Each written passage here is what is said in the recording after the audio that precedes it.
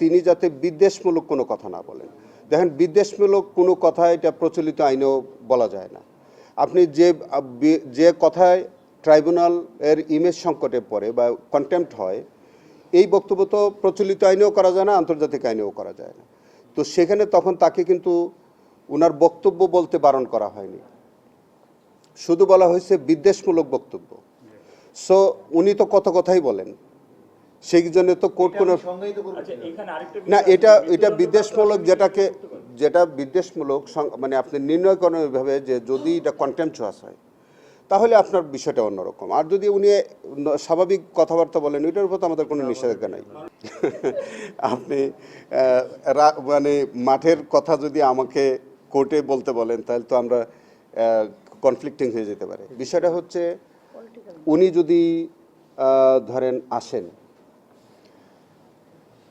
ওনার বিরুদ্ধে তো আমাদের কনভিকশন বা সেন্টেন্স আছে, উনি মৃত্যুদণ্ডপ্রাপ্ত। তো মৃত্যুদণ্ডপ্রাপ্ত একজন আসামি যদি দেশে আসে তাহলে ওই রায়টা তো কার্যকর হবে, আইন অনুযায়ী রায়টা কার্যকর হবে।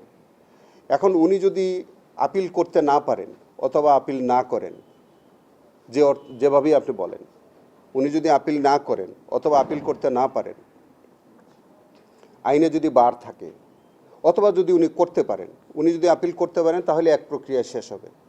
উনি যদি আপিল করার সুযোগ না থাকে আইন অনুযায়ী, তাহলে তো রায় অন্যভাবে বাস্তবায়ন হবে। আর আপিল করতে পারলেও আপিল নিষ্পত্তি সাপেক্ষে তার রায় বাস্তবায়ন হবে। এখন এইটা তো তখন বলা যাবে। আমি অগ্রিম কি করে বলবো যে আসলে আমি তাকে ফাঁসি দিতে পারবো অথবা কার্যকর করতে পারবো অথবা পারবো না, কোনোটাই তো বলা মুশকিল। এটা তো আইনে যেভাবে আছে তাই। কিন্তু এই প্রশ্ন উঠতে পারে ওনার আশার সাপেক্ষে। উনি না আসলে এইসব আলোচনা অর্থহীন। উনি আসার পরে তার পদক্ষেপের উপরে নির্ভর করবে ওই রায়টা কি প্রক্রিয়ায় বাস্তবায়ন হবে। তবে তবে তবে আইনটা হচ্ছে যে তিনি মৃত্যুদণ্ডপ্রাপ্ত, তার মৃত্যুদণ্ড কার্যকর হবে তাকে পাওয়া গেলে, যদি অন্যভাবে আর কোনো কিছু না থাকে।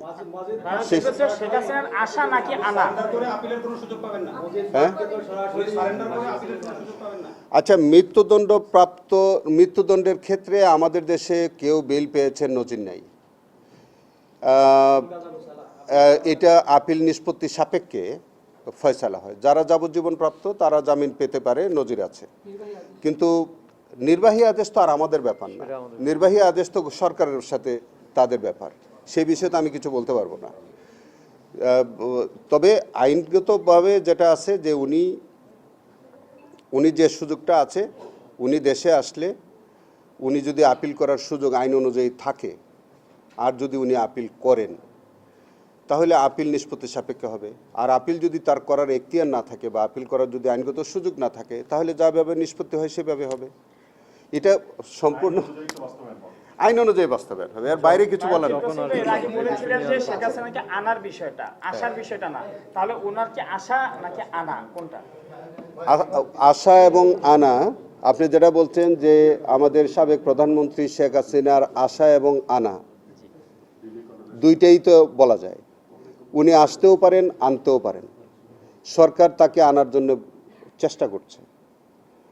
উনি নিজে নিজে যদি এসে যদি উনি আইনের কাছে সমর্পণ করেন নিজেকে, উনি নিজে নিজে এসে আইনের কাছে সমর্পণ করতে পারেন নিজেকে, অথবা তাকে আনা যেতে পারে।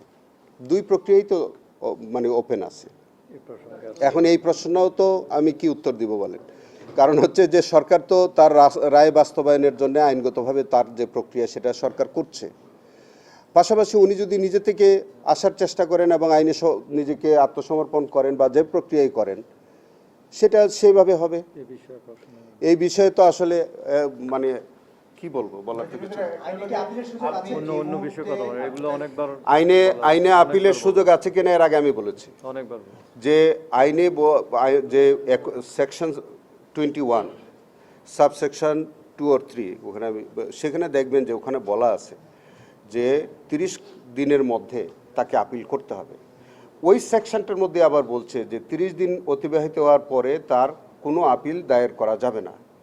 এখন যেহেতু অ্যাপিলেট ডিভিশনে উনি আপিল কথার কথা উনি যদি আসেন, উনি যদি আপিল দায়ের করার চেষ্টা করেন বা করেন, সেক্ষেত্রে সেটা অ্যাপিলেট কোর্ট দেখবে আইন অনুযায়ী তার আপিল নেওয়ার সুযোগ আছে কিনা বা নাই।